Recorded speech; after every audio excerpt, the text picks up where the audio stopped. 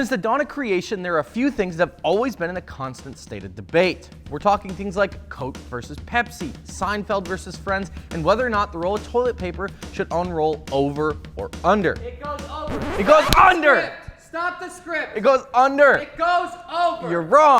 And much like all of these great debates, the truck scene has also had its fair share of controversial topics. Just ask your buddies what's better, GM or Ford. But we're not here today to discuss the great brand battle. I'm Dustin with Custom Offsets, and today we've got an episode that I'm actually super excited about, as it's something I've enjoyed for a really long time. Today we're slapping the Toyos on the 22s, pulling out the rear blocks, and finding out just what's the hype with street trucks.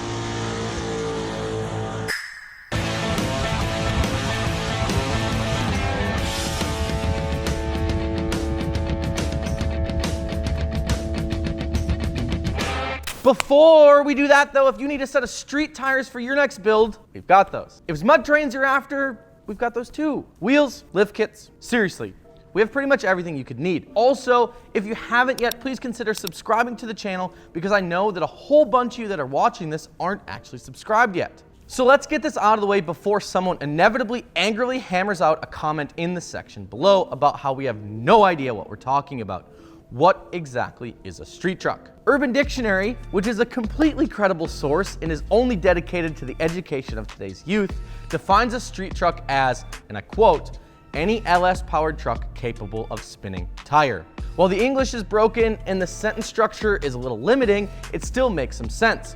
For the purpose of this video, we're going to define a street truck as exactly what the name implies, which is quite literally a truck built for the streets. Usually these trucks are built to make big power and put it down effectively. I mean, when I think street truck, I think burnout machine. The idea of street trucks isn't new by any means. Take GM for example. In 1968, GM decided to take their ever successful C10 pickup and kick it up a notch, offering the Custom Sport Truck model, or CST for short. This CST-10 offered a two-wheel drive configuration, two-tone vinyl interior, and chrome bumpers both front and rear. They also decided it was a good idea to take the 396 big block out of the Chevelle and just plop that not-so-little guy inside the frame rails. As decades passed, more and more manufacturers began jumping on the bandwagon and offering a performance-geared pickup.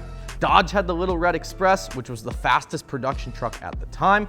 Ford brought the Lightning to market in the early 90s. GM then doubled down on the 454 SS, which was actually heartbreakingly slow, by the way.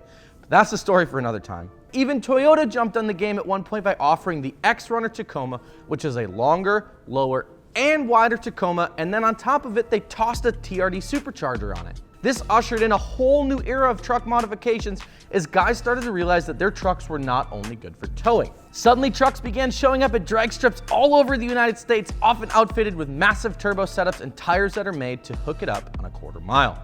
Speaking of which, when it comes to street trucks, oftentimes you're gonna find them on aftermarket wheels. As a general rule of thumb, you're gonna see these guys rolling around on 22s or bigger with a low profile street tire such as a Toyo Proxy or the like. Fun fact for you, Toyo actually just released a new version of their Proxy, Toyo Proxy ST3, which we're gonna be doing a full driving review and a burnout on real shortly here. In terms of suspension, street trucks usually keep the lift small, oftentimes with just a leveling kit. In more extreme cases, however, some guys will actually reverse level, which means removing the rear block from the axle and lowering the whole stance of the vehicle to really give you that street truck look. Plus, I heard that removing rear lift blocks actually helps with burnouts. Maybe that's not true, but I mean, who doesn't love burnouts? With all of that being said though, as always, the people demand to know, what is the hype with street trucks? They're low, they're wide, they're fast, and a lot of times they'll give a lot of cars a run for their money in the quarter. What's better than taking Kyle with his Camaro to Gapplebee's in a diesel pickup? Hell, even our shop truck is a street truck. Got a street truck? Let us know down in the comments section below. And if for some reason by the end of this video you still haven't subscribed to the channel, do it now. It's like right there. I'm Dustin with Custom Offsets, and with that, we'll see you in the next one.